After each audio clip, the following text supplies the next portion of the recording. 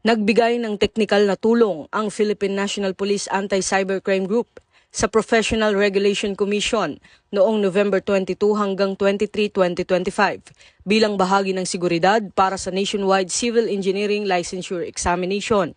Tinututukan ng PNP-ACG na matiyak na walang gamit na ilegal o hindi otorisadong electronic devices ang mga kukuha ng pagsusulit upang mapanatili ang integridad at kaayusan ng testing process. Ayon kay Police Brigadier General Wilson Asueta, Acting Director ng PNP-ACG, nakahanda ang kanilang unit na makipagtulungan sa iba pang ahensya upang matiyak ang mapayapa at maayos na pagsasagawa ng iba't ibang uri ng pagsusulit sa bansa. Ito ang bagong PNP para sa bagong Pilipinas, serbisyong mabilis, tapat at nararamdaman.